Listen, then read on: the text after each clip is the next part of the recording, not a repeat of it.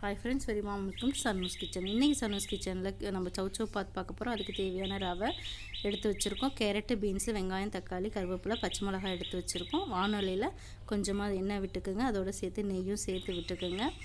கொஞ்சமாக நெய், எண்ணெய் கொஞ்சம் தாராளமாகவே விட்டுக்குங்க. இது ரெண்டும் நல்லா காஞ்சதுக்கப்புறமா நம்ம ரவையை நல்லா வறுத்து எடுக்க போகிறோம். ரவை நல்லா வறுத்து எடுத்தால் தான் நம்மளுக்கு கிச்சடி நல்லாவே வரும். இப்போ நம்ம ரவையை இதில் போட்டு நல்லா வறுத்து எடுத்துக்கலாம். எண்ணெய் காஞ்சிருச்சு. இப்போ இதோட ரவையை சேர்த்துக்கலாம். நான் 3 டம்ளர் ரவை எடுத்திருக்கேன். ரவையை நல்லா வறுத்து எடுத்துக்கோங்க. அப்போ தான் நம்மளுக்கு கிச்சடி நல்லா டேஸ்ட்டாக கிடைக்கும். இப்போ ரவை நல்லா ஒரு 10 நிமிஷம் சிம் பண்ணிவிட்டு நல்லா வறுத்து எடுத்தாச்சு. இப்போ ரவையை நம்மளுக்கு ஒரு அளவுக்கு நல்லா வறுத்துருச்சு. இப்போ வறுத்ததுக்கப்புறமா இதை நம்ம ஒரு பிளேட்டுக்கு மாற்றி எடுத்துக்கலாம். இந்த மாதிரி நல்லா வறுத்து எடுத்துக்கணும். இப்போ மறுபடியும் அதே சட்டியில் கொஞ்சமாக எண்ணெய் விட்டுக்குங்க. கூட வேணும்னா கொஞ்சம் நெய்யும் விட்டுக்கலாம். கொஞ்சம் தாராளமாக எண்ணெய் விட்டால் தான் நம்மளுக்கு கிச்சடி சாப்பிட்றதுக்கு கொஞ்சம் டேஸ்ட் நல்லாயிருக்கும். அதோட நம்ம பிரியாணி இலை, அன்னாச்சி பூ, ஏலக்காய், பட்டை, லவங்கம் இதெல்லாம் சேர்த்துக்கலாம். அதோட வெங்காயம், கொஞ்சம் பச்சை மிளகா, கருவேப்பிலை இதையும் சேர்த்து நல்லா வதக்கிக்கலாம். காரத்துக்கு ஏற்ற மாதிரி நீங்கள் பச்சை மிளகாய் சேர்த்துக்குங்க. இந்த வெங்காயம் நல்லா வதங்கினதுக்கப்புறமா நம்ம தக்காளி சேர்த்துக்கலாம். நல்லா வெங்காயம் வதங்கட்டும். இப்போ இதோட தக்காளி சேர்த்துட்டு தேவைன்னா கொஞ்சமாக இதில் உப்பு சேர்த்துக்குங்க. உப்பு சேர்த்து கொஞ்சமாக நல்லா வதக்கி எடுத்துக்கோங்க. இது வதங்கினதுக்கப்புறமா நம்ம காய்கள் சேர்த்துக்கலாம். கேரட்டு, பீன்ஸு நான் சேர்த்திருக்கேன். உங்களுக்கு வேணும்னா நீங்கள் பட்டாணியும் இதில் சேர்த்துக்கலாம். சேர்த்துக்கும் போது நம்மளுக்கு டேஸ்ட் நல்லாயிருக்கும். இப்போ இது நல்லா வதங்கினதுக்கப்புறமா நம்ம எவ்வளோ அளவு தண்ணியோ அதை ஊற்றி நம்ம காய் நல்லா வேக வச்சுக்க போகிறோம். இதோட மஞ்சத்தூள் சேர்த்துக்கோங்க. கொஞ்சமாக உப்பும் சேர்த்துட்டு நல்லா வதக்கி எடுத்துக்கோங்க.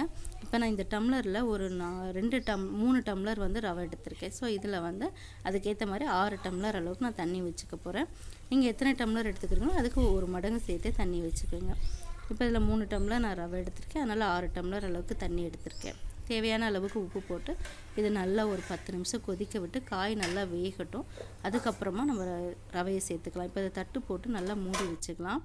அதுக்கப்புறமா சைட் பை சைடாக நம்ம கேசரியும் இதுக்கு ரெடி பண்ணிக்கலாம். அதுக்கு என்ன பண்ணணும்னா ஃபஸ்ட்டு ஒரு கடாய் வச்சு அதில் நெய் சேர்த்துக்குங்க. நெய் நல்லா காஞ்சதுக்கப்புறமா நம்ம அதில் முந்திரி சேர்த்து வதக்கிக்க போகிறோம். நல்லா முந்திரியை அடுப்பை சிம் பண்ணிவிட்டு நல்லா ஒரு பொன்னிறமாக ப்ரௌன் ஆகிற வரையும் வறுத்து எடுத்துக்கோங்க. முந்திரி வறுபட்டதுக்கப்புறமா திராட்சையும் நல்லா வறுத்து எடுத்துக்கலாம். திராட்சை வறுபட்டதுக்கப்புறமா நம்ம ரவையை சேர்த்து வறுத்து எடுத்துக்கலாம். நீங்கள் நல்லா ரவையை வறுத்தா தான் கேசரி நம்மளுக்கு நல்லா இருக்கும், சாப்பிட்றதுக்கு பதமாக இருக்கும். இப்போ நான் நெய் விட்டு நம்ம ரவையை நல்லா வறுத்து எடுத்துக்கிறோம். இதில் 1 டம்ளர் அளவுக்கு நான் ரவை எடுத்திருக்கேன். ஸோ 2 டம்ளர் அளவுக்கு தண்ணி வச்சுருக்கேன். இதோட ஏலக்காய் சேர்த்திக்கலாம். சேர்த்துட்டு நான் இன்றைக்கி ஃபுட் கலர் எதுவும் யூஸ் பண்ணலை. தண்ணி நல்லா கொதிச்சிருச்சு.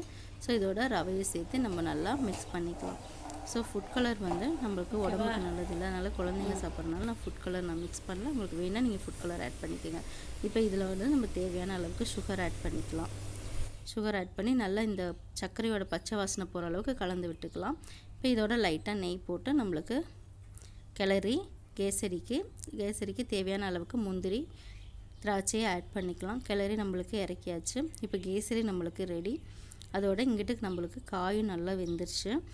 இப்போ இதோட சேர்த்து ரவையை போட்டுக்கலாம். ரவையை போட்டு நல்லா அடுப்பை சிம் பண்ணிவிட்டு பண்ணுங்கள். அப்போ தான் ரவை கட்டி விழுகாது. ஸோ ரவையை போட்டுட்டு நல்லா மெதுவாக கரண்டி விட்டு நம்ம நல்லா மெதுவாக கிளறி விடுங்க. கிளறி ஒரு 10லேருந்து 15 நிமிஷம் நல்லா நம்மளுக்கு வெந்து வரணும். வெந்து வந்துச்சுன்னா நம்மளுக்கு கிச்சடி ரெடி. இப்போ கிச்சடி ரெடி ஆகிடுச்சு. இதை பிளேட்டிங் பண்ணிடலாம். ஸோ இந்த கிச்சடி வீட்டில் கண்டிப்பாக ட்ரை பண்ணி பாருங்கள். எப்படி வருதுங்கிறத எனக்கு கமெண்ட் பண்ணுங்கள். Thank you friends.